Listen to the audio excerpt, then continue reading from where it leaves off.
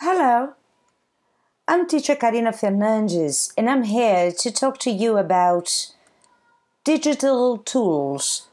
If you have watched the video Digital Literacies, I am quite sure you're wondering, and how do I begin? If you're feeling overwhelmed by the so many possibilities, the rule of thumb is choose one application to begin with. Whenever creating new content or trying out a new digital tool, keep in mind that you can always count on the numberless tutorials available. They're really very nice to help you learn your ABCs. So, off we go. Welcome to the Web 2.0.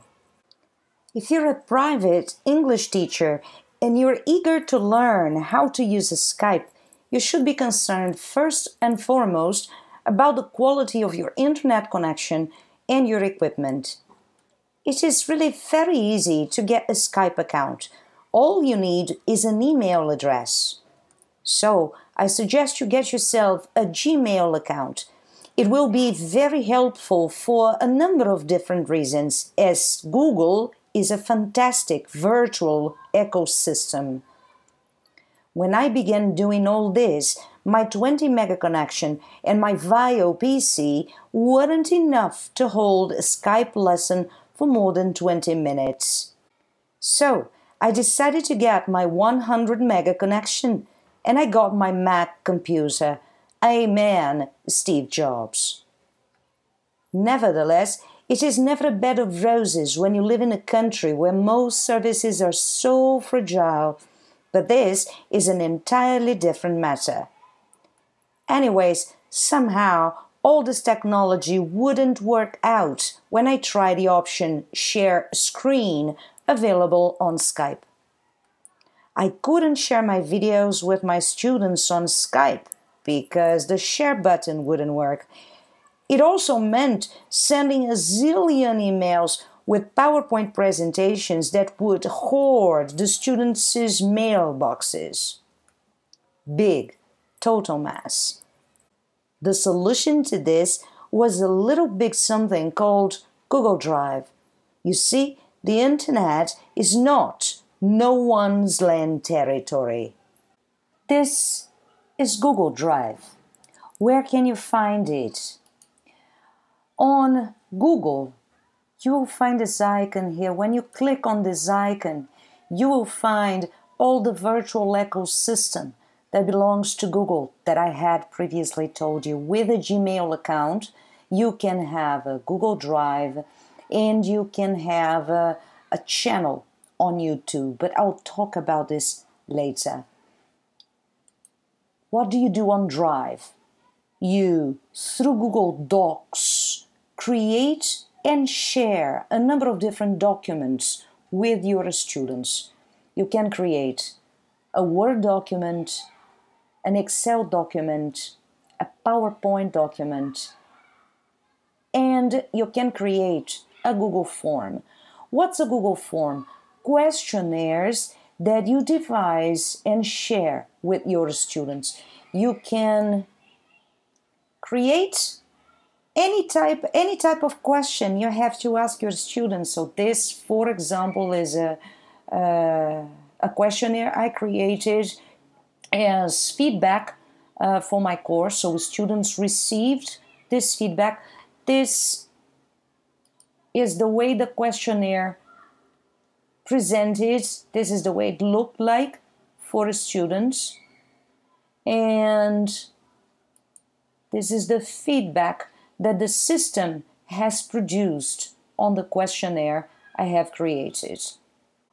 Google Drive is an environment, a virtual environment where you can keep your documents.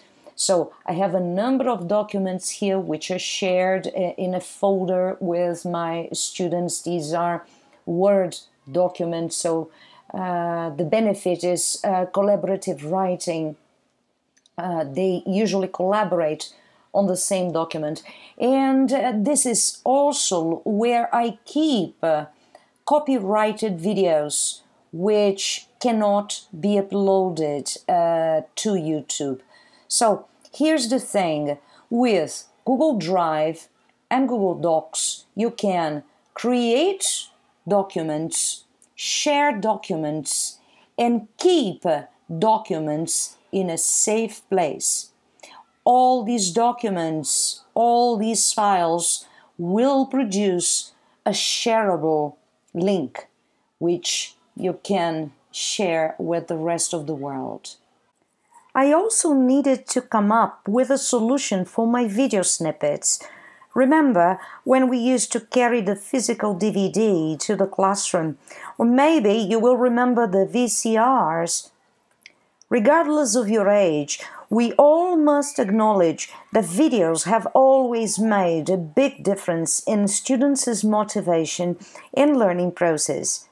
But my problem was that YouTube simply didn't have all the videos that I wanted. So I set off to learning about creating and sharing videos.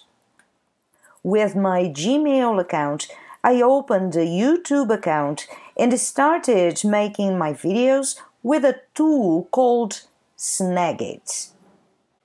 To start making video lessons, you need a screen capture tool, and this usually is a software, Snagit.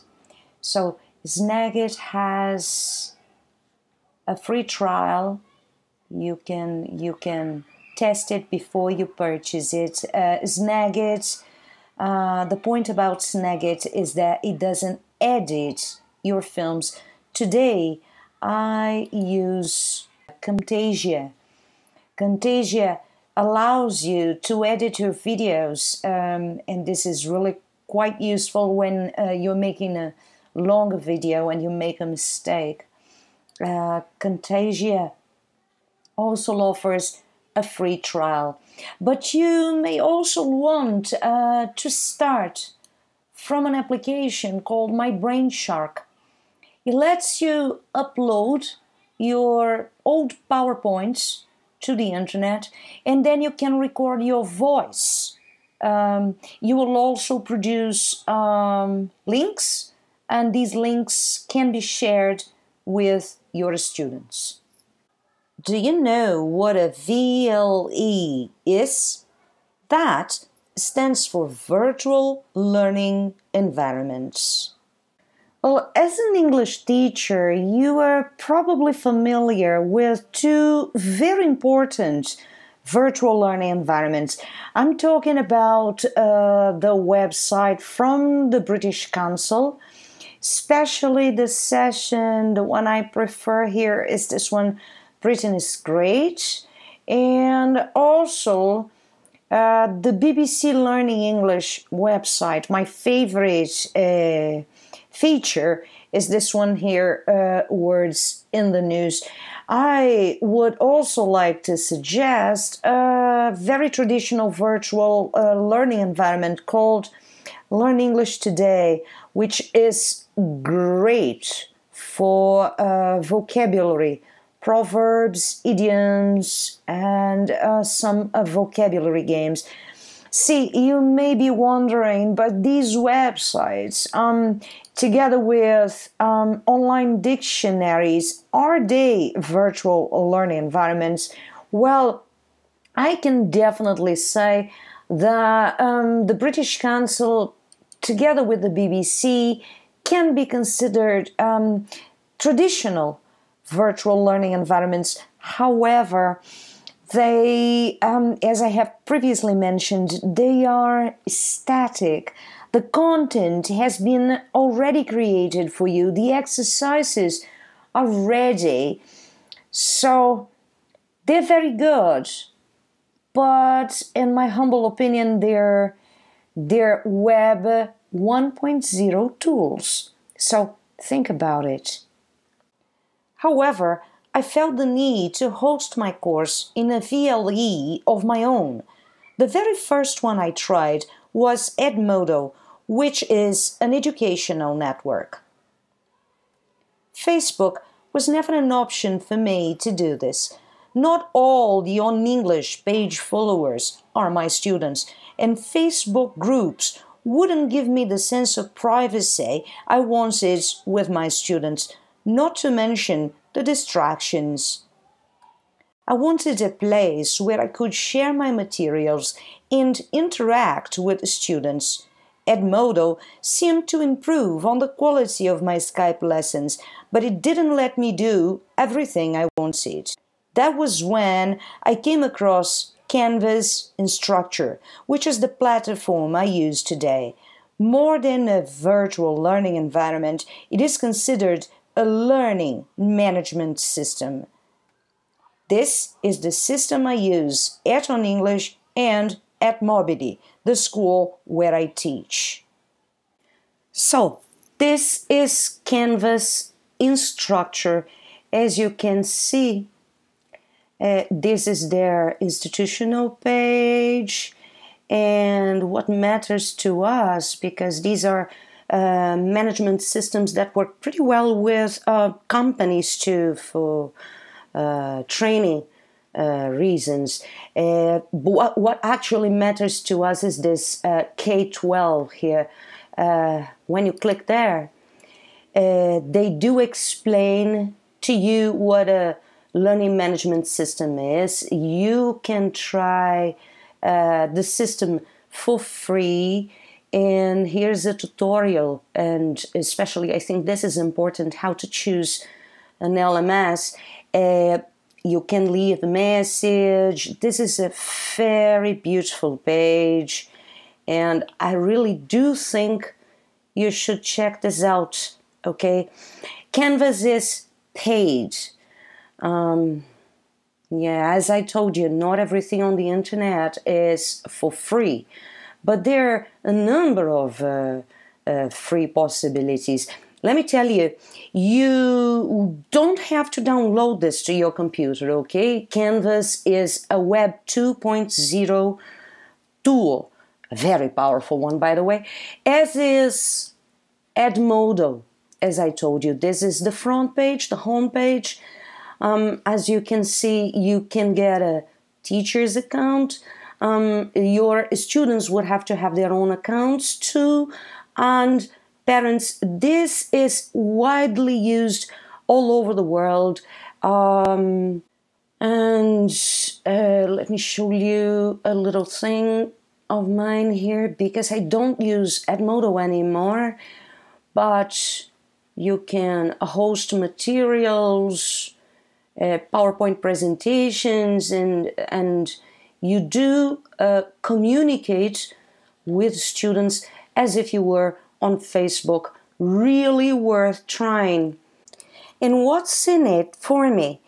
As a learning management system, the platform allows me to collaborate, share materials, create quizzes, and assess my students' work.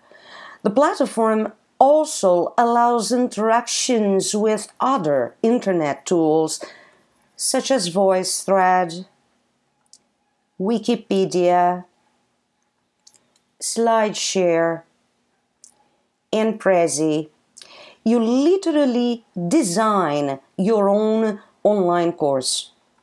I have also flirted with a number of other online applications. Your choice seems to depend on who your students are. For example, you may want to start a blog, or you may want to create infographics, or you may want to take your students on a Google Earth trip. Just to mention a few other applications I have already used, I'll suggest MailView, which is a very easy to use app. Your emails are recorded, so video emails, quite interesting for you to practice speaking activities. And Telegami, this is a suggestion for those of you who teach children, because it lets you create avatars. You create an avatar and you can use this, you can share the final video this offers a special feature, Telegami Education, which spade, yes. Here are the features that it presents, so the things you have to do. This is really quite useful for kids. All I can say is that the world has definitely changed, and my teaching has changed with it. And if you are contemplating the idea of change yourself, remember, you simply must get started and go one step at a time. Thanks for watching. Bye.